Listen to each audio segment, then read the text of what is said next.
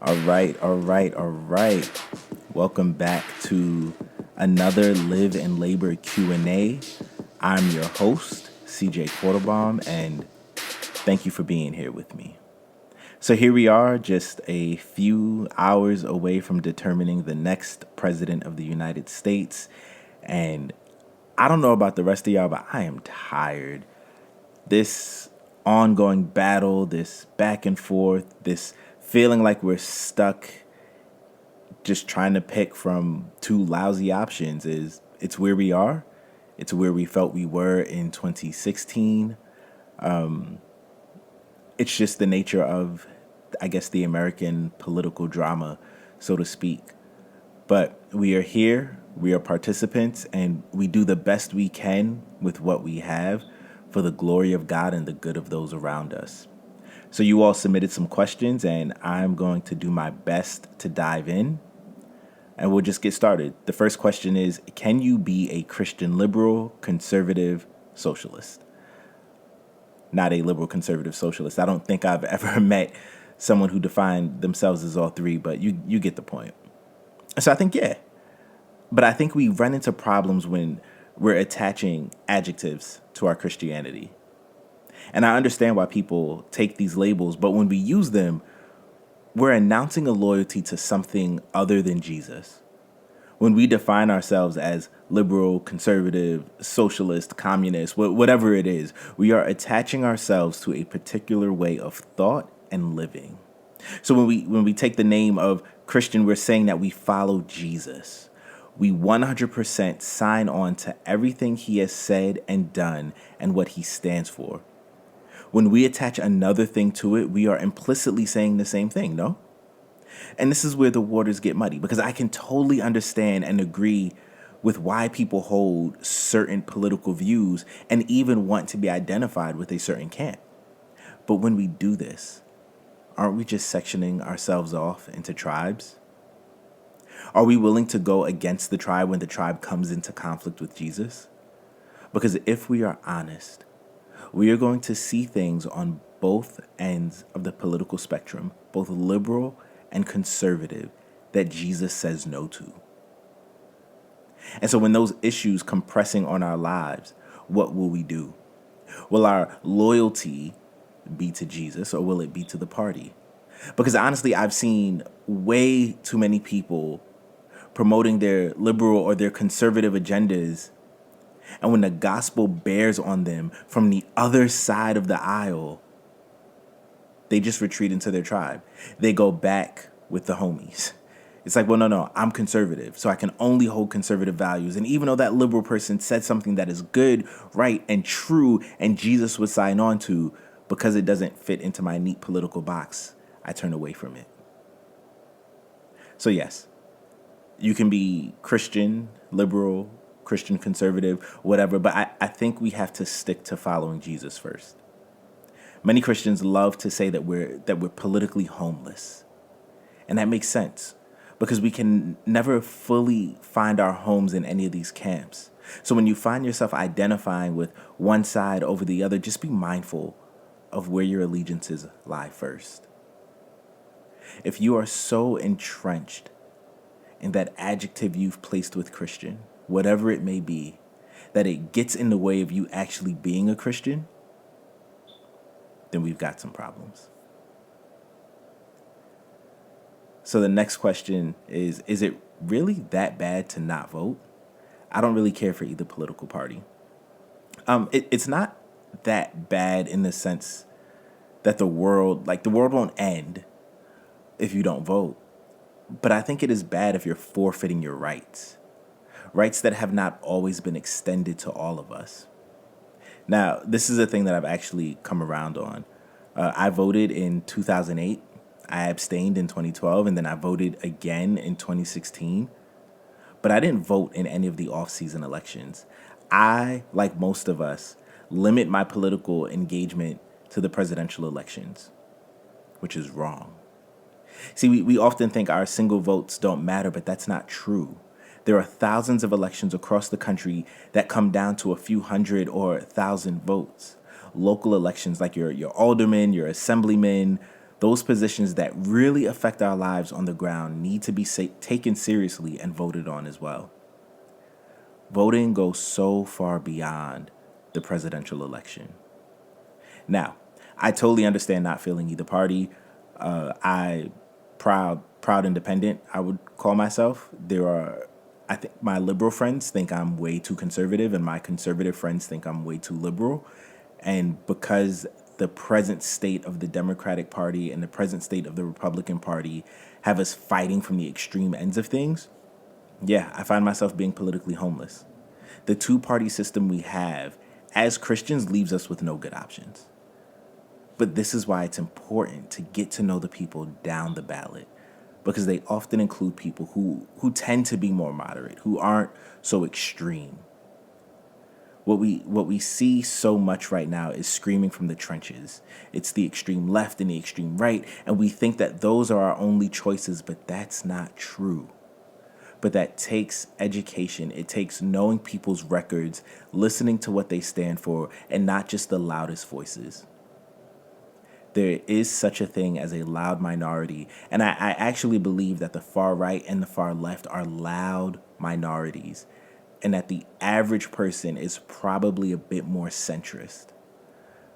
But you know the old saying, the squeaky wheel gets the grease.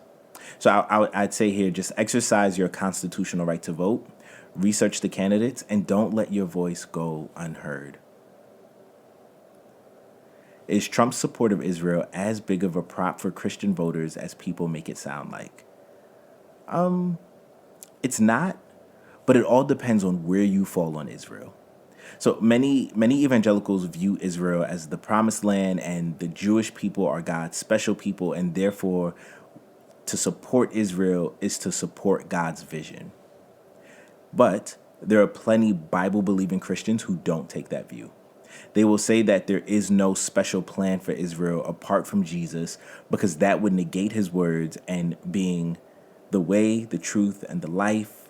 For him to say that there is no other way to the Father except through him means that if there is some special plan for Israel, if there's some special plan for the Jewish people that doesn't involve Jesus, that's just contradictory. So I think it really comes down to your theological stance and what you believe the Bible promises the Jewish people. I think, unfortunately, to support Israel in this country it's more of a party political stance, I think, than it really has anything to do with God, with the Jewish people, with Jesus' salvation for all. Oh, this next one's a good one. It says, why don't more pastors use their skills and run for office? I think this is a really good question. I think the answer is because most pastors feel called specifically to pastoral ministry. As someone who has kind of circled around these waters for the past few years, I know that many pastors are taught that if they are called to this, then they can do nothing else. I don't remember the exact quote, but it's like, if you can see yourself being a handyman or a teacher or a CEO, then go do that, because you can only be a pastor. I personally disagree with that sentiment, but I get it. Right now, like, I counsel high school and college students all the time, and I tell them only go into ministry if you have to. Use your gifts and your skills out there in the world. The world needs more Christian doctors, lawyers, politicians, so on and so on.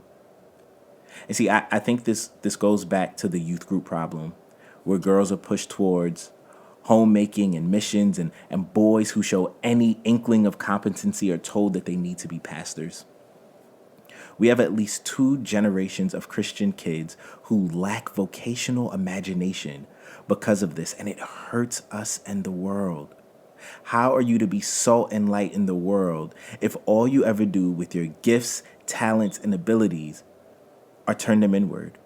If we never leave the church building, if everything about our lives is 7 days a week in church, and we send our kids to neat little Christian schools, and we only hang out with Christian friends, and we've never met a non-believer in our lives, how can we be salt and light in this world? I would love to see more Christians run for political office. Not because I want to create some sort of theocracy, because I think that the good that we seek to extend and do in this world, this is another area for us to engage in. This is an opportunity for us to show the world another way, where we're not arguing from the extremes of partisan politics, but we are saying that I am a Christian who stands for some things and doesn't stand for others, and the Republican Party doesn't fully accept me, and neither does the Democratic Party, but that is okay because I want to give you another option.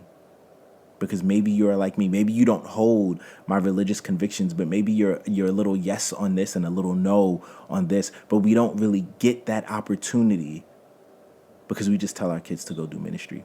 I worked at a short-term missions organization for 5 years. And all of my interns, all of my college students, the overwhelming majority of them wanted to do some form of ministry. Our youth groups have killed the vocational imagination of our children. And I think it's time for that to change. After the election, what are some practical tips moving forward? I say get educated about what's going on in your area. Join neighborhood boards or block associations. Give your time and your money to the issues that matter to you. Have conversations with people across the aisle. Learn their perspectives and where you have commonality. And then vote next year. That's right. In 2021, go vote. If you're in New Jersey or Virginia, your governors are up. Many cities around the country have mayoral elections next year. It's important for us to get out and vote in the off years too. And as I've said before, I have not done this, and I'm committed to change. Because if there's anything I understand now that I didn't understand before, it's how much those local elections matter. And lastly, I say, find out what organizations are working on the issues that matter to you. There's so much work to be done, and elections are just the tip of the iceberg. See, we've got a lot of issues in this world, in this country, and fixing them is going to take a multifaceted approach that includes personal action, social action, and government action. So voting is a good start. It's a very good start. But we've got a long way to go, and there is so much more work to do. This next question is a fun one. Do you think millennials would be more inclined to vote this election year if more celebrities backed the process like they did in 2008 when Obama was on the ballot? Sadly, yes. I think we live in a celebrity-obsessed culture where we are always looking for someone to follow. Someone pretty, seemingly smart, is adored and loved by others. We think those people are the best equipped to lead us. We pedestal them. Celebrities are America's golden calf. And because we are so impressionable, our favorite celebrities get us off the couch and into the voting booths. And that is a problem. So last week, Lil Wayne endorsed President Trump. And I saw a great tweet that said, if Lil Wayne has any what was this? It was something like, if Lil Wayne has any bearing on who you vote for, we have bigger problems. And it's true. We look for athletes and entertainers and all these people to guide us and lead us. Why? Someone having a lot of followers and a lot of money does not make them the most equipped to lead. Someone who may be on TV, who may have had a reality show, does not make them equipped to lead. And yet, these are the people that we choose to follow. All right, last question before I get out of your way. When did you first vote? How did it feel? So I first voted in 2008. I was 21 and really excited. I was too young for the 2004 election, so this felt like my first time to make change.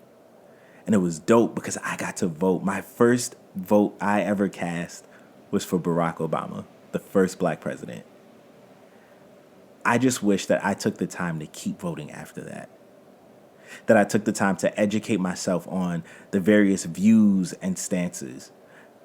But I've grown so much in the last 12 years, politically, emotionally, spiritually, mentally, all the lees you can think of. So of course, certain political views that I held in 2008 have changed. But I still wish I didn't waste those opportunities because voting is a gift. It's something that we shouldn't take for granted. For the most part, our elections are fair. A lot of people around the world don't get to say that. A lot of people around the world don't get to walk up to a voting booth and cast their ballot. So I just want to encourage you today, no matter what happens on November 3rd, we serve a God who rules over all, and we trust him with the results. Now we're going to get out and vote. We are going to get out and keep working. There is a lot to be done in this country. There are a lot of problems that need to be solved, but we will not let our emotions, our joy, our health, our happiness reside on the outcome of this election. We just can't. No matter what happens, there's still work to do. You still put your nose to the ground and you grind, and we seek to make a better way in this world. Now, one more thing before I get out of here. I've got a third kid on the way. My son is going to be born in about 4 weeks now. I'm excited, but I'm also very tired. So I'm actually taking a break from Live and Labor until the end of the year. Just going to take the last 2 months off, spend some time with my family, think of new ways to come at you in 2021. But I'm not leaving you in silence. The newsletter will still be coming out. I'm really excited. I've got a few guest writers who have so graciously lent their voices to Live and Labor, and you'll be hearing from them. So thank you for supporting. Thank you for being here. Please like, comment, share, subscribe. If you feel so inclined, give to the Patreon, patreon.com/Live and Labor. There are various tiers, membership tiers that come with different benefits. And if you just want to give a one-time gift, that's cool too. PayPal.me/Live and Labor. Hey, thank you. Appreciate you. And I'll be back soon. See you in 2021.